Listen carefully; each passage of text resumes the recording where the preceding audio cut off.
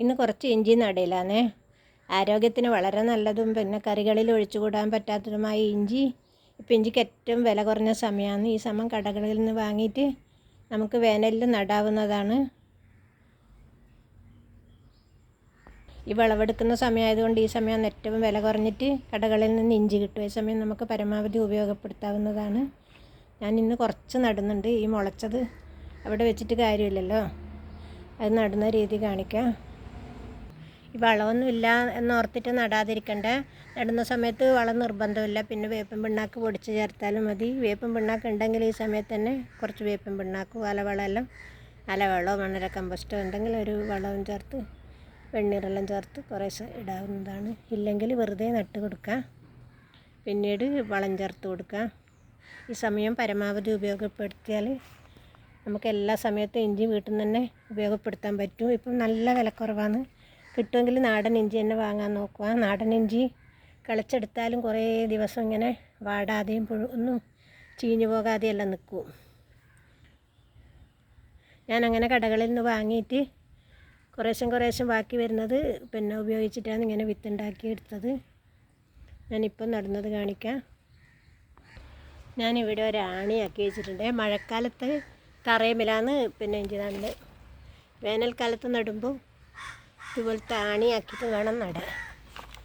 ഞാൻ കുറച്ച് വെണ്ണീരിട്ട് കൊടുക്കുന്നുണ്ട്. വളരെ കുറച്ചേ ഉള്ളൂ. നമുക്കുള്ളതിനനുസരിച്ചിട്ട് പൊടിവെള്ളം ഇട്ട് കൊടുക്കുക. ഞാൻ ഇത്രയേ ഇട്ട് കൊടുക്കുന്നുള്ളൂ.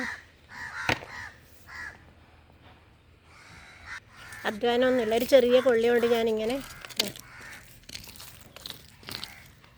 നമുക്ക് കിളക്കാനൊന്നും പറ്റുന്നില്ലെങ്കിൽ വെള്ളം നനച്ചാൽ പെട്ടെന്നൊരു ചെറിയ ആണിയാക്കാൻ പറ്റുമല്ലോ.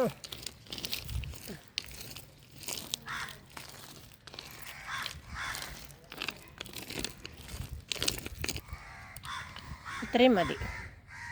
പിന്നെ ഇഞ്ചി വിത്ത് ഞാനിതിപ്പം വലിയ കഷ്ണമായിട്ടാണ് നടുന്നത്. ഇതുപോലെ തന്നെ നടുന്നുണ്ട്. ഇതൊരു 4 കഷ്ണമെല്ലാം ആക്കാൻ പറ്റും. ഇത്രയായാലും മതി.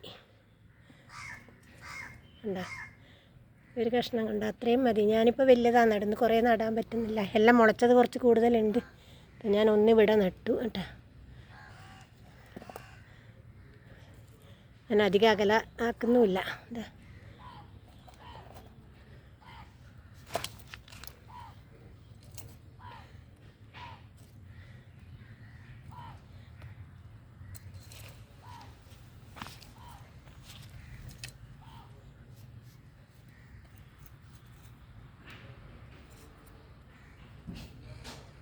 വലിയതാണ്.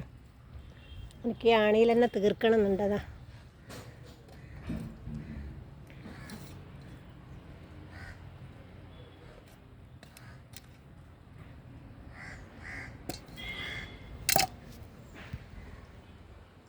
ഇതുപോലെ വെച്ച് കൊടുത്തു. നമുക്കിതിൻ്റെ മേലേക്ക് മണ്ണിട്ട് കൊടുക്കാം. ഇതിൻ്റെ സൈഡിലെ മണ്ണ് ഉയരം പാടില്ല. മഴക്കാലം ഉയരത്തിലേ നടാൻ പാടുള്ളൂ. മഴക്കാലത്ത് വെള്ളം കെട്ടി നിൽക്കും. അതുകൊണ്ട് ഇതുപോലെ 2 ഭാഗത്തുള്ള മണ്ണ്. കൈക്കോട്ടിൻ്റെ ഒന്നും ആവശ്യമില്ല, ആർക്കും നടാം. സ്ഥലക്കുറവുള്ളവർക്ക് ഗ്രോ ബാഗിലും ഈ സമയത്ത് നട്ട് കൊടുക്കാം. ഇത് മൂടിയാൽ മതി, ഒരുപാട് മണ്ണ് വേണമെന്നൊന്നുമില്ല.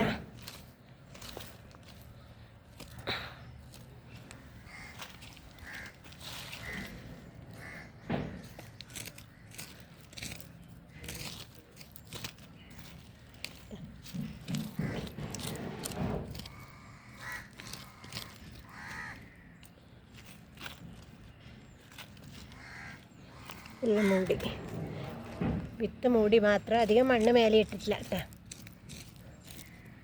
വിത്ത് പുറത്ത് കാണാൻ പാടില്ല. എല്ലാം അതുപോലെ ആക്കി.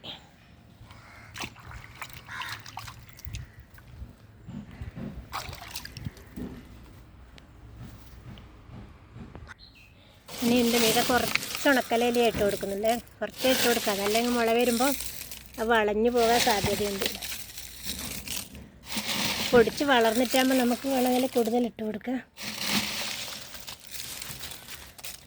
ഇപ്പോൾ ഒരു ചെറിയ ഈർപ്പം കിട്ടുമല്ലോ, അതിന് വേണ്ടിയിട്ടാണ് ഇട്ട് കൊടുക്കുന്നത്.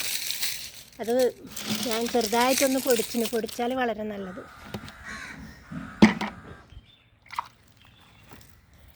ഇനി കെട്ടി നിൽക്കാനൊന്നും വെള്ളം വേണ്ട, നന്നായിട്ട് നനയണം. ഒരിക്കലും വെള്ളം കെട്ടി നിൽക്കാൻ പാടില്ല.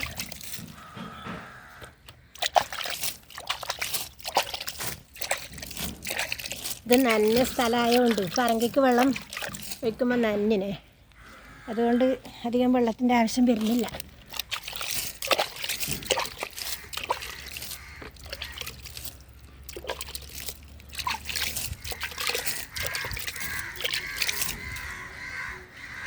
ഇത്രയും മതി. നമ്മൾ ഇഞ്ചി നടയിൽ ഇവിടെ പൂർത്തിയായി. ഏകദേശം ഞാൻ നട്ടിട്ടില്ല, ഒരു തറക്കും കൂടിയുണ്ട്, ഒരാണിക്കും കൂടിയുണ്ട്. എല്ലാവരും ഈ സമയം പരമാവധി ഉപയോഗപ്പെടുത്തണം, ഈ വില കുറഞ്ഞ സമയം.